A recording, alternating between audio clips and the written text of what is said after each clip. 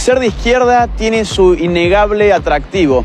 En los colegios, las universidades, los medios de comunicación, todos los días nos dicen que para ser buenas personas, para tener supuesta empatía y para, por supuesto, estar a la moda, uno tiene que ser un buen izquierdista.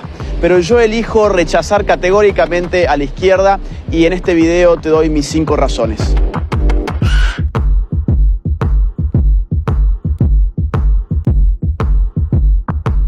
Razón número 1. La izquierda es la ideología más asesina de la historia.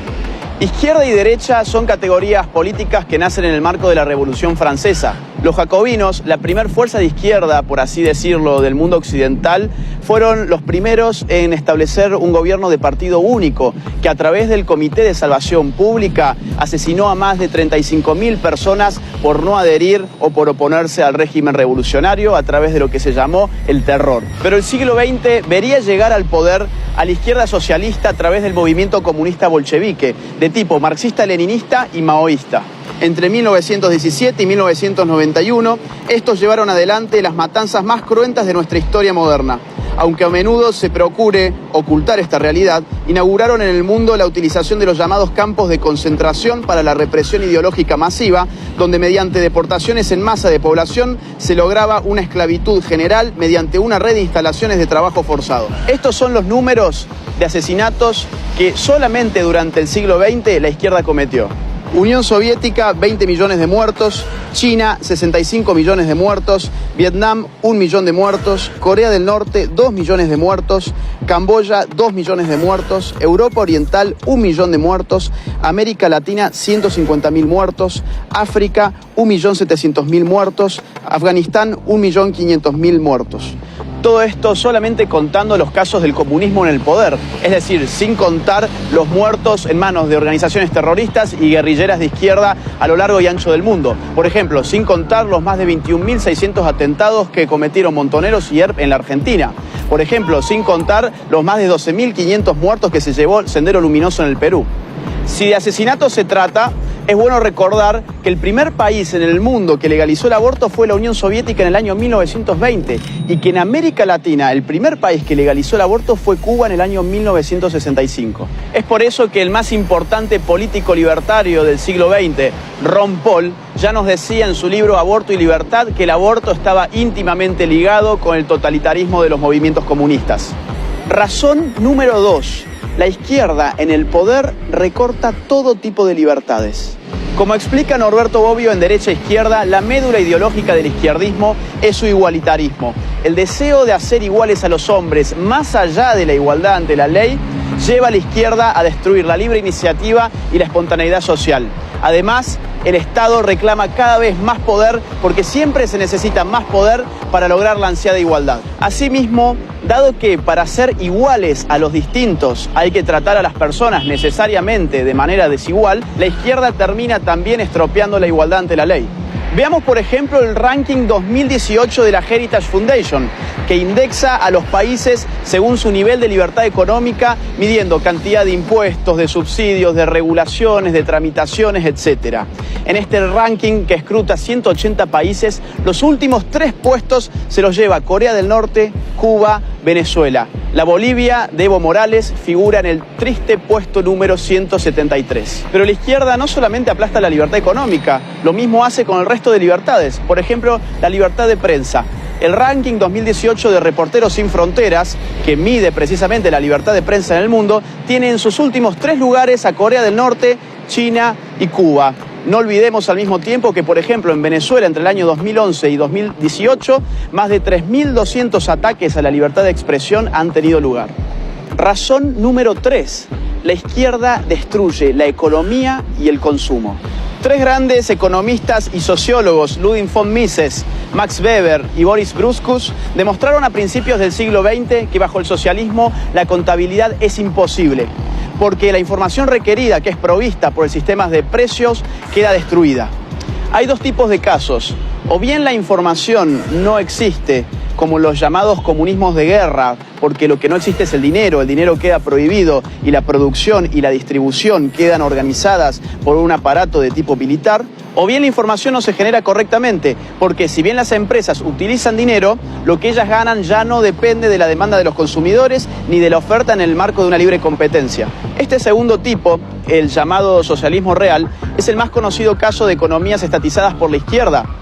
En este caso, las empresas públicas son premiadas monetariamente a partir del cumplimiento de arbitrarias metas de producción establecidas por el propio Estado. Es sabido, por ejemplo, que la Unión Soviética terminó informándose sobre cuánto costaban ciertas cosas a través de catálogos de precios provenientes de los Estados Unidos, ya que el Estado apenas podía lograr regular unos pocos precios que igualmente no reflejaban ni la producción real de los productos ni su necesidad. Esto llevó siempre a estos regímenes a la institución de la cola, para que la gente pudiera conseguir escasos bienes de consumo que finalmente debían ser racionados para que alcanzaran para todos. Así como también se daba el abandono de tiradas enteras de producción sin nunca ser consumidas, o que fuera más fácil para un campesino almacenar tractores rotos que comprar las refacciones. Pero por otra parte, en su ansiedad por igualar, la izquierda termina arrasando con los incentivos económicos que llevan precisamente a los hombres a producir. Esto es muy fácil de entender. Supongamos que Juan gana 10 y Pedro gana 6. Lo que la izquierda dice es, hay que quitarle 2 a Juan para igualarlo respecto de Pedro. El problema es que seguidamente Juan, que ganaba 10, ya no va a tener más incentivos para continuar ganando 10, sino que su productividad va a caer a 8. Y así sucesivamente la torta se va haciendo siempre cada vez más pequeña.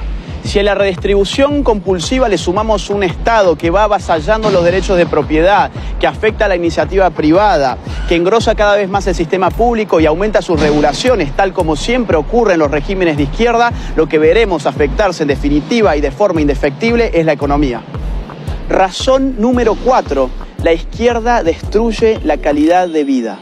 Este punto está íntimamente ligado al otro y los datos y los números están a la vista de todos. Por ejemplo, Ucrania. Stalin, entre el año 1932 y 1933, provocó una histórica hambruna en ese país, en la cual murieron de hambre más de 4 millones de personas y para el año 1934 el índice de natalidad había bajado hasta un 40%.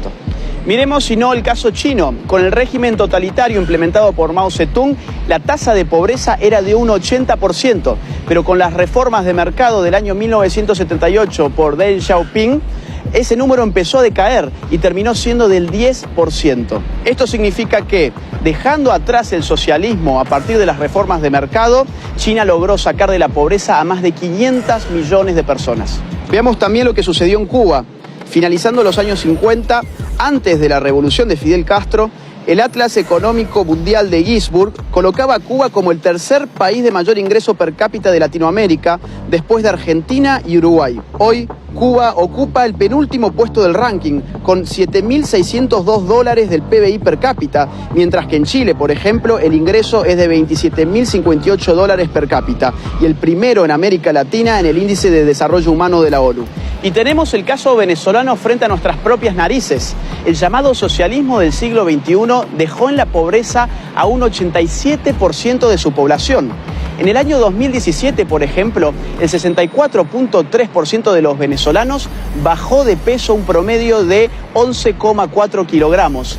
Y el 76% de la población escolarizada hoy no concurre a clases por no tener alimentos en sus estómagos. La penuria también se puede medir por la emigración. 4 millones de venezolanos han abandonado Venezuela desde la instauración del chavismo.